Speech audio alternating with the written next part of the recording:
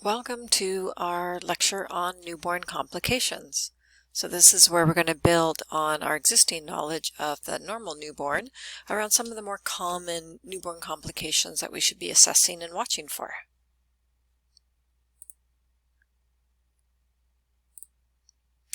So our objectives, of course, we're going to be looking at recognizing the signs of illness in the newborn, looking at what kind of screenings we can do, some of the common treatment and lab work that we do, and how you can support your families as they transition and work with newborns that have some illness.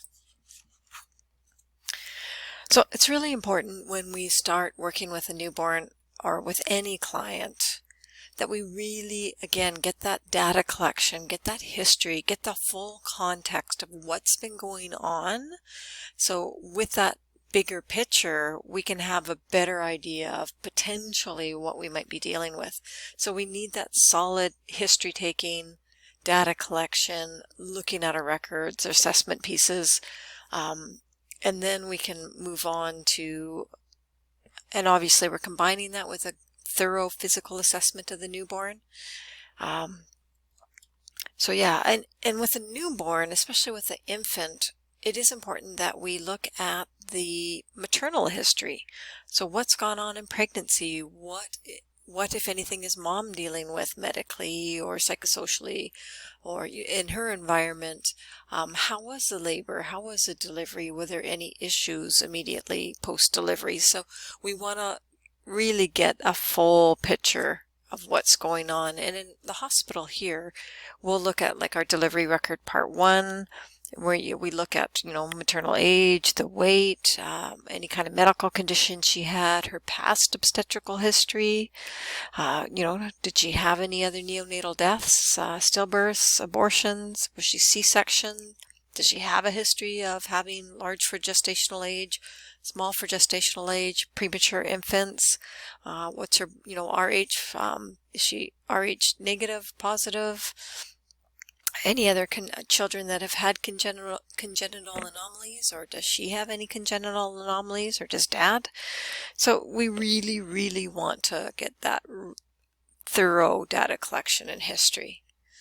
And then, of course, when we're doing newborn care and assessments, we have to be very cognizant of minimizing that stress, keeping them skin to skin, being aware of thermoregulation,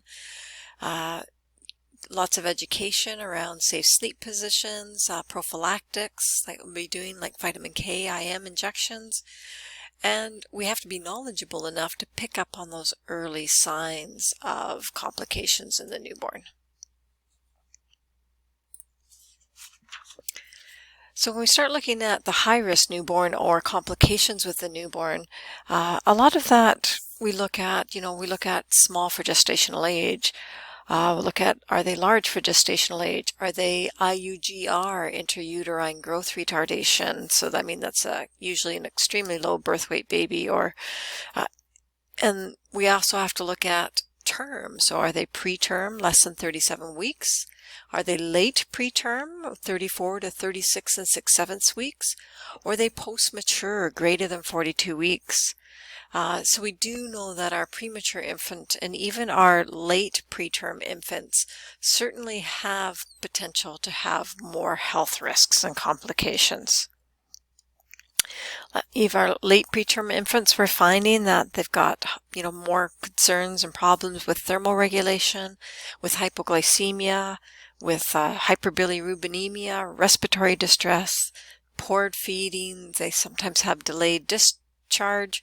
So even though those late preterms look good, they can have quite a few complications. So they've really come onto our radar lately about monitoring the late preterm. So what are some of the complications of prematurity?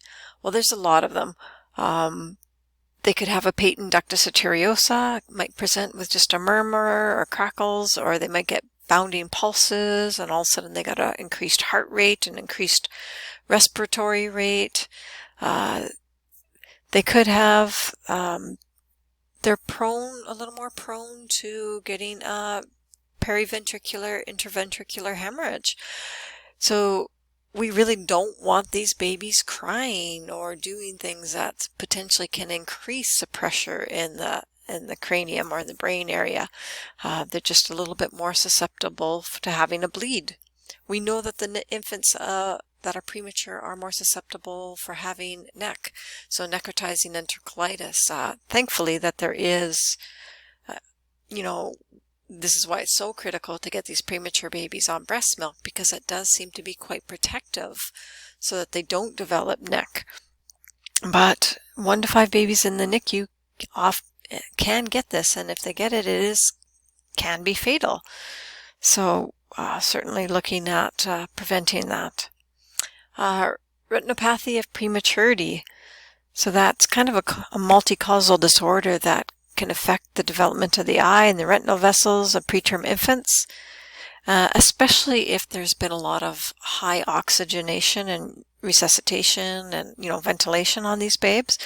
And we tend to see this more in our extremely low birth weight or very low birth weight babies.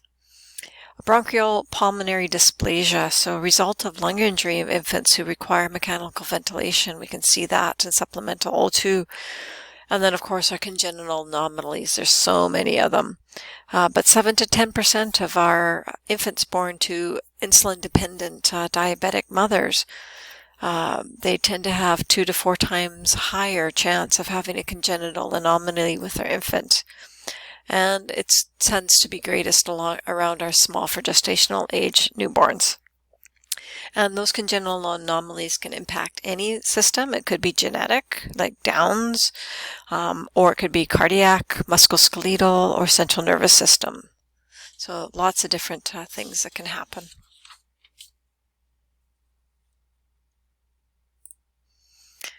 And other problems related to gestation. If we look at small for gestational age, again, these babes are high risk for hypoglycemia, poor thermal regulation. They lose heat easier. They're with heat loss and cold stress. There's that link to hypoglycemia. They can even have some hyperglycemia. And our SGA babes, they tend to, they need frequent small feeds. They really need to be monitored for temperature and thermal regulation. So we got to keep a real close eye on these babes. Our large for gestational age babes, definitely, we certainly have to worry about those babes as well, especially if they're undiagnosed, if mom was undiagnosed gestational diabetic. Kind of like fear the fat baby. They're large. There's potential for more trauma as they come through the birth canal. They seem to have a greater risk for morbidity, right? Because it's often a large for gestational age babe is often linked to a gestational diabetic mother. There's that whole potential for that congenital anomalies. Again, remembering that 7 to 10% of infants of diabetic mothers can have some kind of congenital anomaly. So we really got to do thorough assessments on these newborns.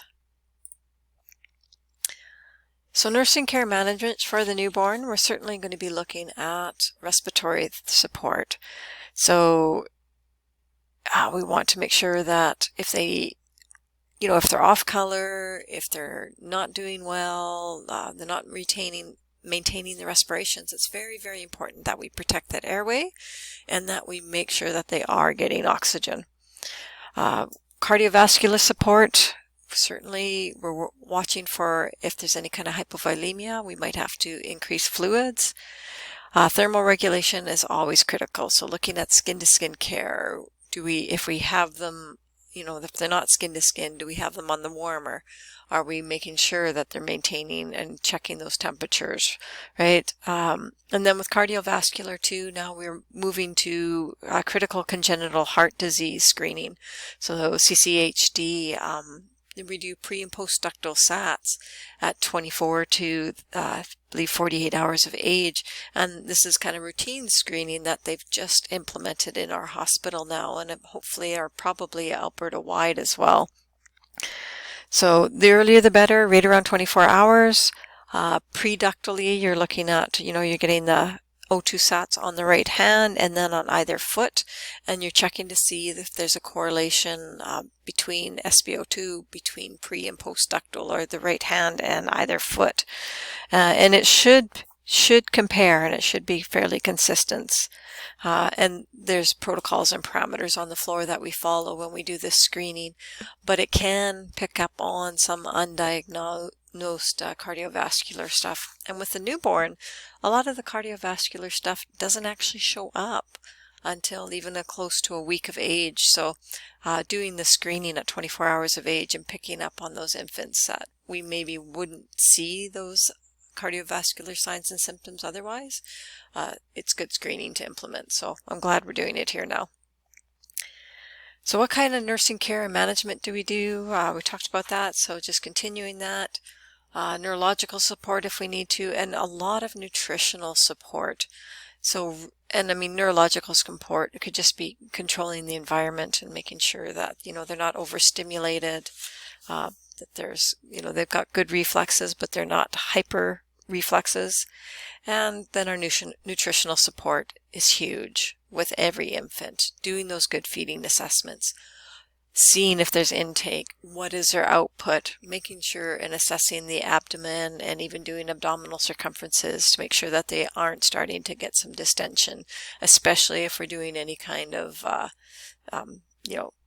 gavage feeding or supplementary feeding, especially on the premature infants that are higher risk for neck.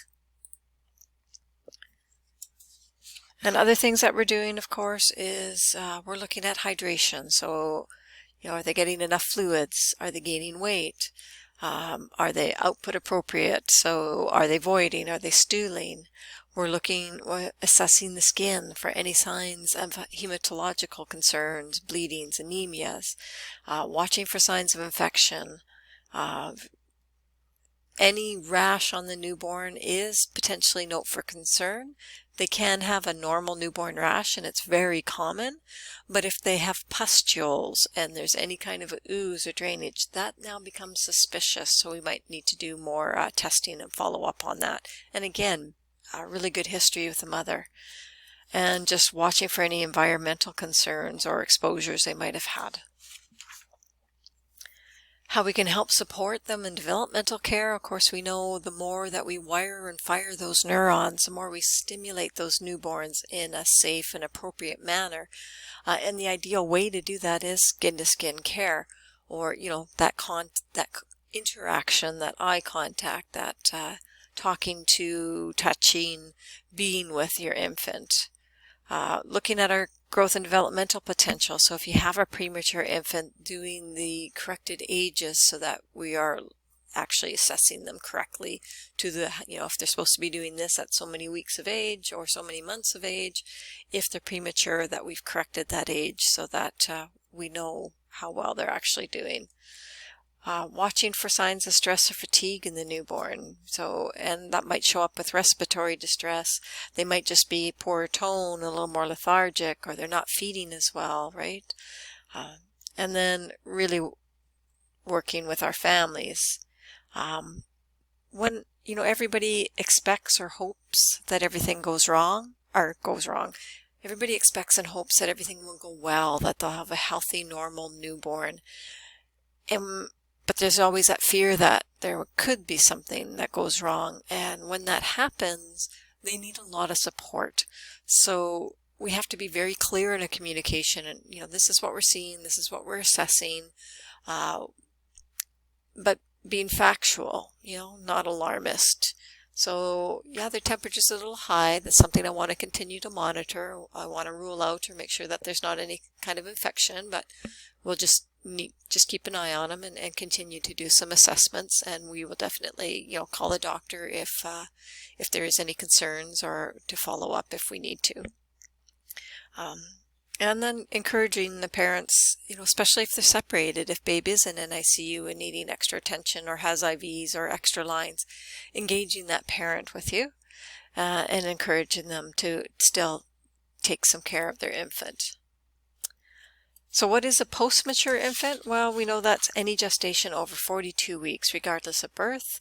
They have some of their other risks. So our post-mature infant are at higher risk for meconium aspiration syndrome. So they tend to have that first poop or meconium if they're in utero longer, and it can be a sign of stress in the newborns. So they have that potential of there's a lot of meconium in that solid tarry material and stool in the amniotic fluid, because they are ingesting that and breathing through, they are still doing some breathing movements and ingesting the amniotic fluid. There's that potential for aspiration, especially if they're born, they've got a mouthful of that fluid, and then all of a sudden they take that first breath and suck it into the lungs and kind of coat the lungs with that meconium. It's actually, that meconium aspiration syndrome is very scary, and it's hard to treat. It's just kind of respiratory support and hope they clear it on their own. And then if we got persistent pulmonary hypertension in the newborn, tends to be a little bit more prevalent in our post-mature infants. So really watching respiratory status on our post-mature infants. And then there's always some potential for acquired and congenital problems related to birth trauma, maternal substance use, right? Infections, congenital anomalies. So just that really, really good assessment right after that babe is born. I mean, some of these are unavoidable, but some of them are avoidable. So we want to really monitor for any kind of that birth trauma. That's why that initial assessment is so important.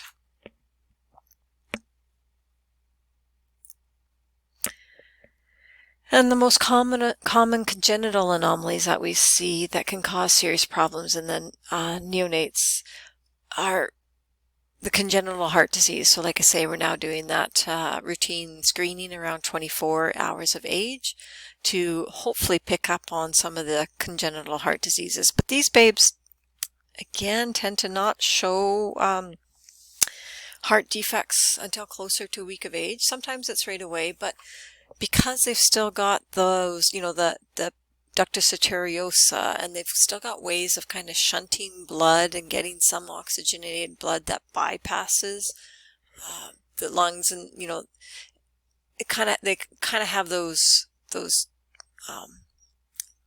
like I say, the ductus arteriosa, they have those shunting pathways that don't close right off immediately after delivery. They close, but they don't seal. So sometimes they can still have that shunting of blood that allows them to get a little bit of better oxygenation and to kind of do all right for a little while. So often congenital heart defects don't show up until, like I said, closer to a week of age. And they also they tend to present as, maybe just a little bit of a little bit lethargic, or just a bit of a poor feeder. They maybe have a little bit of acrocyanosis that kind of comes and goes, or circumorocyanosis that kind of comes and goes. But it seems like, well, I think everything's still okay. I'm just not sure. So that's why doing that pre and post ductal screening at 24, 36 hours of age is really important now. And then just watching for any other kind of anomalies that, as they were developing in utero, is there any abdominal wall defects or hernias? Is the plumbing all working? Do they have a patent anus rectum? Are they voiding? Are they stooling? That's why we looking for neurotube defects. That's why we really assess the back and the spine, and then watching and monitoring and good oral assessments or cleft lips, palates, looking for club foots, any dysplasia of the hips. So many things that we should and can be watching for. And then, of course, there's some hemolytic disorders in the newborn. But I'm just going to pause here because I've got a short video for you guys to watch. Just a short video, a little bit about some gestational age assessment and a few common things, just to break things up here a bit. So we'll pause here and you can watch that video, and then we'll come back and start talking about hemolytic disorders.